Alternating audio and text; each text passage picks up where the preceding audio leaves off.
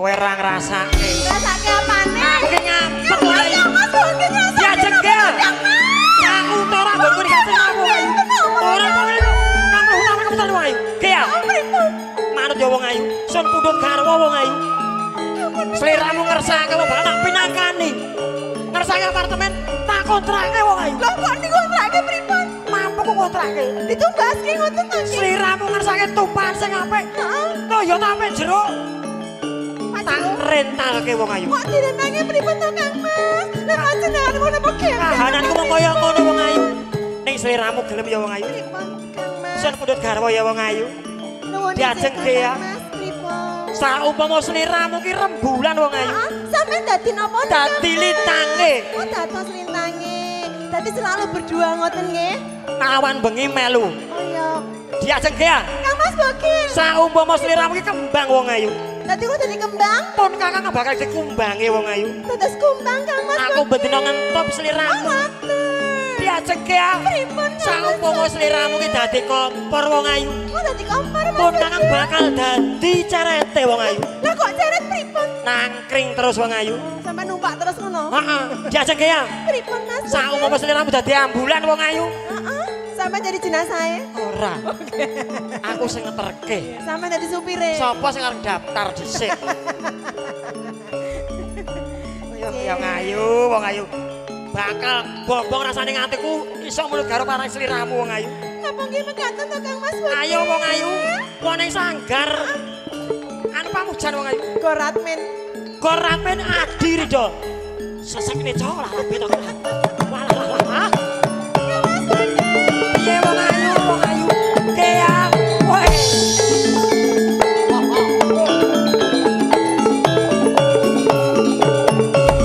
Jane iki nganggo digendong. Jane ending iki nganggo digendong ngono lho. Jarene gandrung.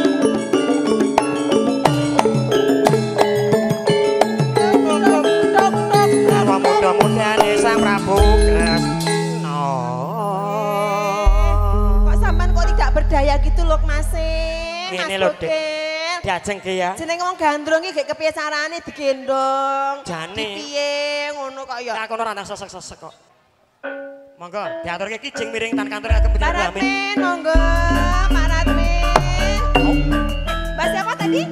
Mbak Sinten? Mbak Men.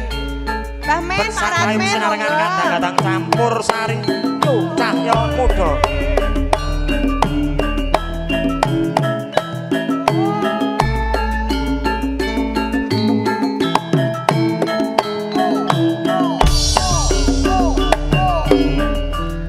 Sinarengan kadang-kadang Raja Wali Audi Kemudian. Monggo Mbak Men, Pak Ratmen. Ambil bolong sisa bajing Mbah Min. Ayo Mas, aja ngono, aja ngono. Mas, aja ngono. Empuk ting calon neng, cari kapok. Kok balik maneh dari mana? Datangnya kita dari sawah turun ke kali. Dari mana datangnya cinta? Dari mata turun ke hati. Ayo ya. Lelo lelo lelo lelo lelo.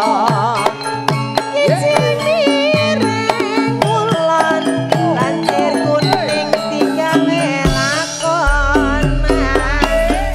Jangono jangono Mas, jangono.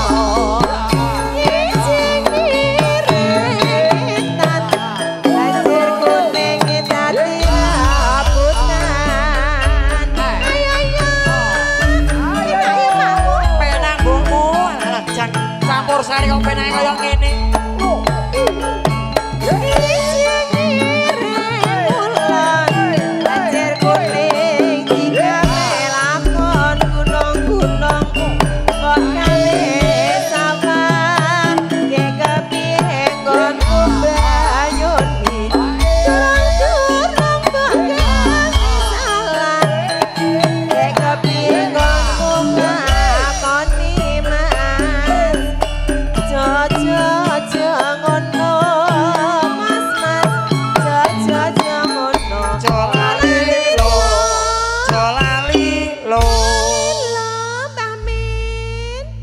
Ampun kesupe lho Mbah Min. Timun. Lah, kayak sedap malam persis.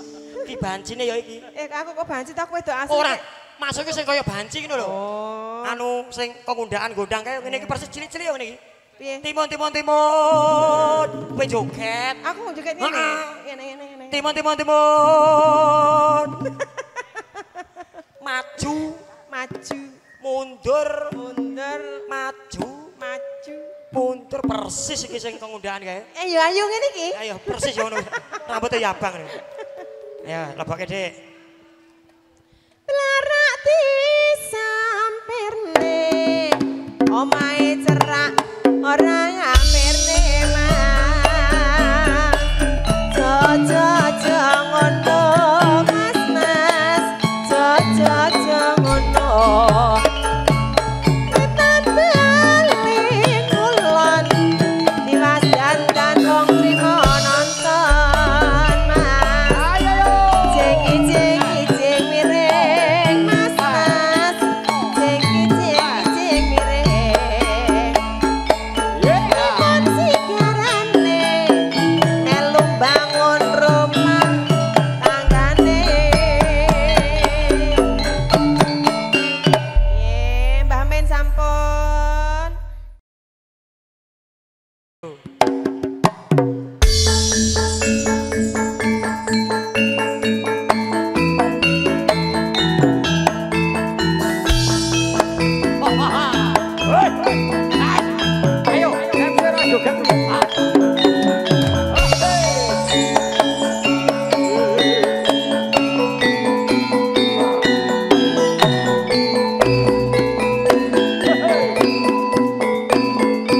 wah joget iki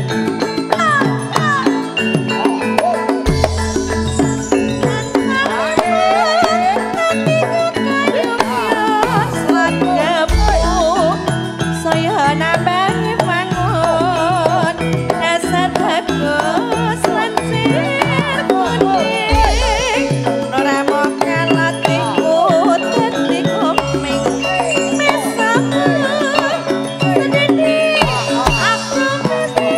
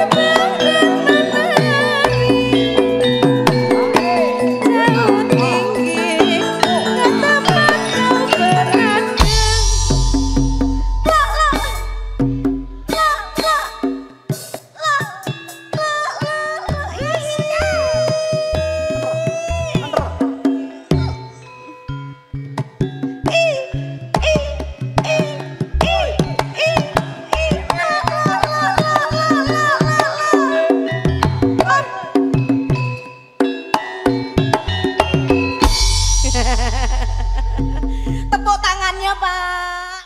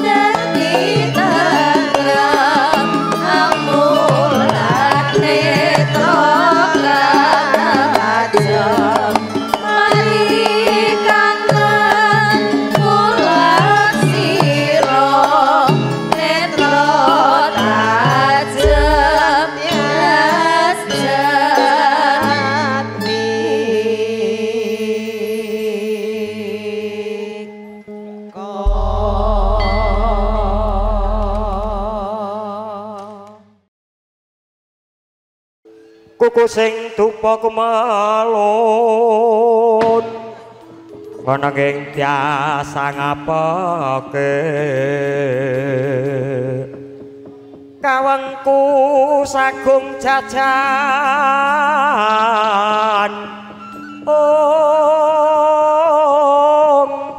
nanging sanget hangiki sang resi kaneka putra kang anjok saking wiyati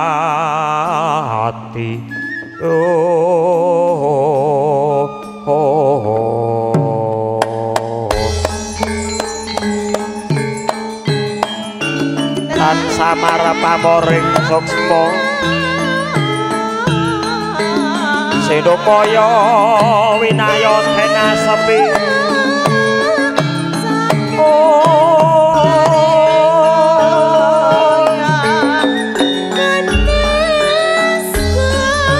sinimpan talenging kalbu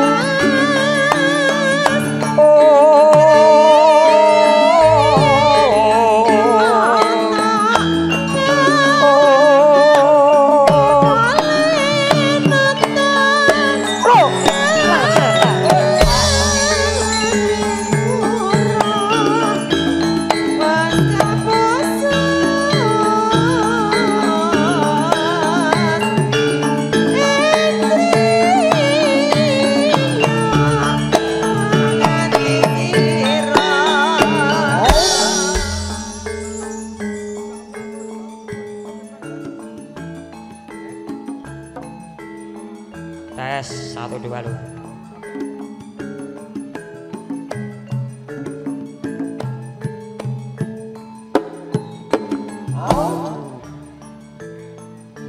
Bismillahirrahmanirrahim.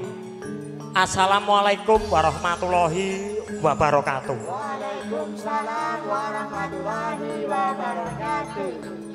Kunjuk dumateng sahyaning para lenggah, para tamu, keluarga besar, warga masyarakat Pondok Melati Jatiwarna, masyarakat yang kami hormati, Bapak Ibu, sutresnaning budaya Jawi campur sari ngaturaken wilujeng dalu pepanggihan sinarengan kadang-kadang campur sari apa? Campur sari nyu cahya muda pangarsa dening penyanipun Raka Mas Gino Wibowo makarya sinarengan kalian kadang-kadang Raja Wali Audio Sound Sekondang. Oke, itu bergerakan langsung lumantar cerah foto video syuting gambar bening harga miring 2 channel sekaligus Mas Gino Official Cahya Muda Official kawledangan dalu menika Nyu Cahya Muda sowan mengeti utawi dalam rangka hari ulang tahun kemerdekaan Republik Indonesia yang ke-79. Semoga Indonesia tambah subur, tambah makmur, tambah berkah, jaya selalu. Merdeka! Merdeka! Merdeka! Merdeka! Merdeka! Juga kesempatan kali ini sawanipun Nyu Cahya Muda ugi mengeti utawi dalam rangka berdirinya gedung yang sangat megah ini, nggih. Menika gedung ingkang dipun paringi asma Gor Radmin Adi Rido. Hari ini, malam ini kita saksikan bersama bahwasanya gedung Gor Radmin dibuka. Tepuk tangan semuanya.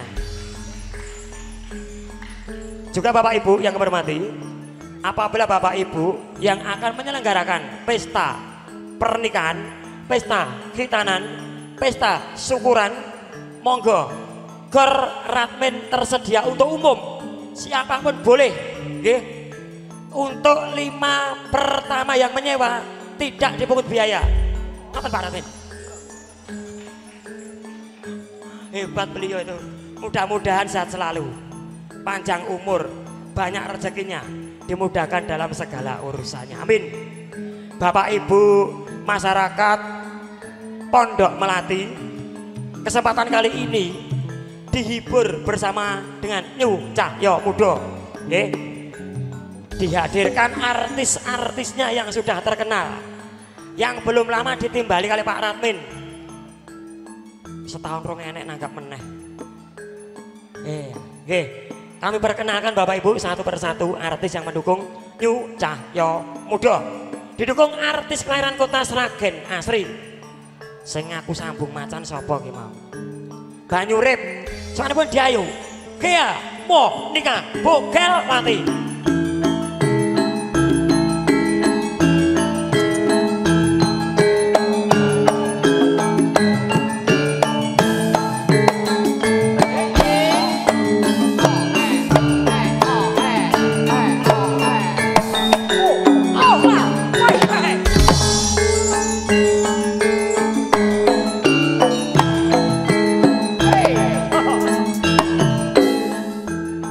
Garane ra nek kiprah kok.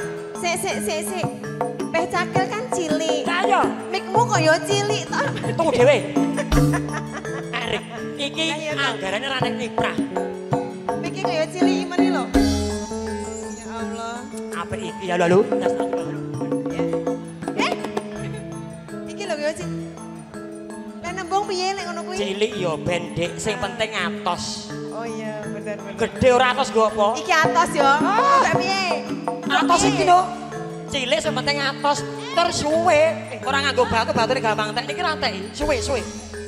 Iki gede ya atos. Gede ora suwe. Batune entek bleret. Lah nek iki ra nganggo batu suwe. Semalam suntuk bisa. Iya. Ngersake apa piye? Kok cilik lho. Cilik ya ben sing penting atos. Sinambung kadang Sriwati salajengipun meten kota Sragen Asri.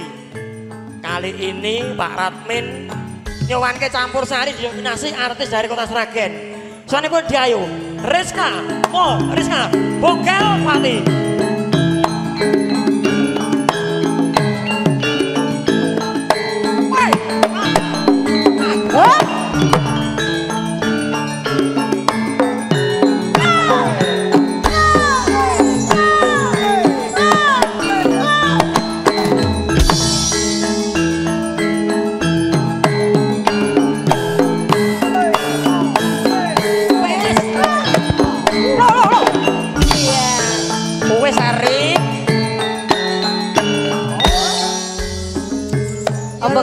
Patut iki nyakil ya nyakil kono.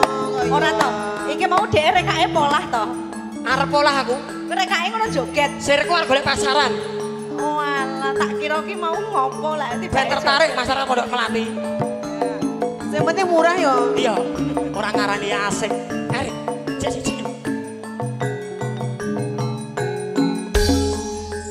Sinambung artis kelahiran kota Wonogiri Bapak Ibu. Ning calone MC Sragen. Lah, jane kelahiran Wono. MC? Sopo MC? Sragen. Sopo kuwi? Kan terminal. Pilang Sari. Iki bogel meneh. Ah, ora. Alah. Sowanipun Diayu. Yati Haksari Bogelwati.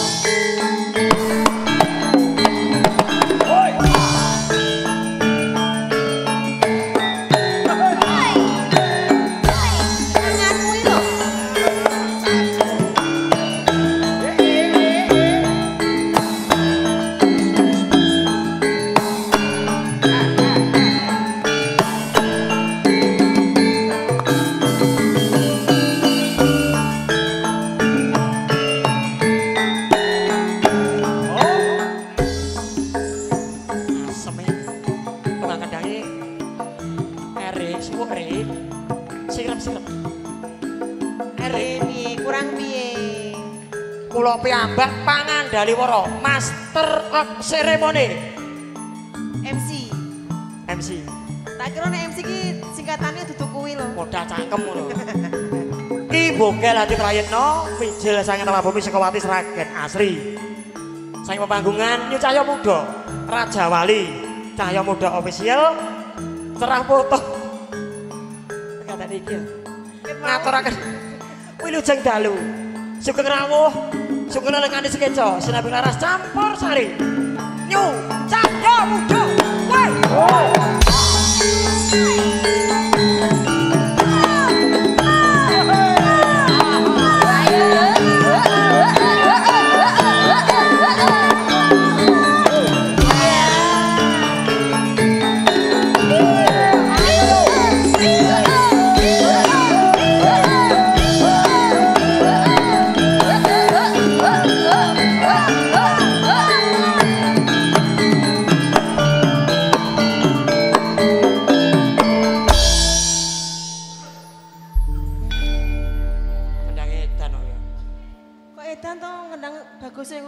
Kendang ngajak kiprah terus lho. Apa ya ora ngerti nek iki anggare tekan kowe kiprah iki lho. Nanjakne cakile. Lah iya nek di dawuh aku kok ya nyakil. Minyak sepeni swasana kadang-kadang ini cahya muda. Badhe ngatur-atur ketemu Kalimantan lagon. Manut sing ngendang. Mbah Min wilujeng dalu.